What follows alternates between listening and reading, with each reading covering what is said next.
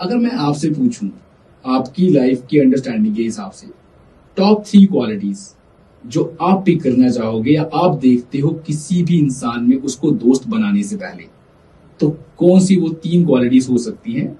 I hope कि आप character को टॉप पे लाओगे, पर मैं उस आंसर में ऐड नहीं करना चाहता कुछ, तो मैं आप पे छोड़ता हूँ कि वो 3 क्वालिटीज कौन सी हो सकती है जो कि आप सबसे ज्यादा कंसिडर करते हो ताकि आपको लगे कि यार ये दोस्त बनाने लायक है, क्योंकि हर इंसान भी नहीं है। एग्जैक्टली। सो कैरेक्टर की बात आपने जो की, तो कैरेक्टर बहुत सारी चीजों से मिलकर बनता है, ठीक है। और मैं उसके अगर बात करूं तो उनमें से ही कोई 3 ट्रेट निकालने की बात करूंगा जिससे मिलकर, यानी कि बहुत सारे आपके जो ट्रेट होते हैं, पर्सनालिटी ट्रेट, उससे मिलकर आपका कैरेक्टर डिफाइन होता है। तो सबसे पहला अगर मैं पिक करने की कोशिश करूं किसी अपने फ्रेंड को, या फिर मैं नोटिस करता हूं किसी इंसान के अंदर, तो वो ये है कि वो मेरे सामने किसी और की किस हद तक बुराई कर सकता है। ओके।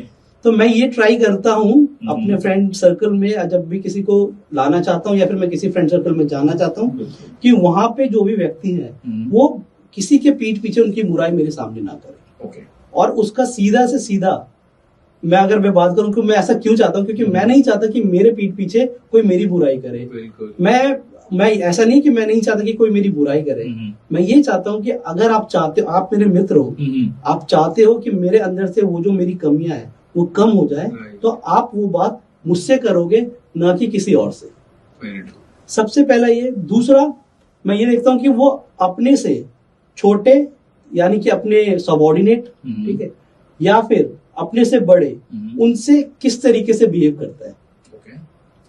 आपने बहुत बार देखा होगा कि जब कोई व्यक्ति किसी अच्छे मुकाम पर पहुंच जाता है, या अगर अच्छे मुकाम पे ना भी पहुंचे, लाइफ में थोड़ा अच्छा करने लग जाता है, तो जैसे कि बात करूं उसके बिल्डिंग का लिफ्टमैन हो, या फिर वॉचमैन हो, गार्डनर हो, गेट कीपर हो, वो उससे ना, क्योंकि वो भी रिस्पेक्ट डिजर्व करते हैं। इस दुनिया में जिसने भी जन्म लिया है वो सब रिस्पेक्ट डिजर्व करते हैं। अब मैं ये नोटिस करता हूँ जब उनके साथ जाता हूँ कि वो किस तरीके से उनको ट्रीट करते हैं, ठीक है। तीसरा ये है कि मैं ये देखने की कोशिश करता हूँ उस व्यक्ति के अंदर कि वो लाइफ में, क्योंकि अगर लंबे समय तक आपको दोस्ती निभानी है तो आपका एक कॉमन गोल होना जरूरी है। कॉमन गोल का मतलब ये नहीं है कि कोई मटेरियलिस्टिक चीज आपको खरीदनी है या किसी ऐसी मटेरियलिस्टिक पोजीशन पे आपको पहुंचना है। कॉमन गोल का मतलब ये होता है कि क्या, लेट सपोज अगर मैं पीस चाहता हूँ लाइफ से, तो क्या वो लाइफ से उसकी एक्सपेक्टेशन कुछ और तो नहीं है। क्योंकि अगर हमारे कॉमन गोल नहीं होंगे तो हम बहुत ज्यादा एक दूसरे के साथ इंटरेक्ट नहीं करेंगे और रिलेशनशिप को, यानी कि अपनी दोस्ती को बहुत आगे तक नहीं ले जा सकते। क्योंकि मैं चाहता हूं कि जो भी मेरे दोस्त बने, वो दोस्त मेरे साथ लंबे टाइम तक बने।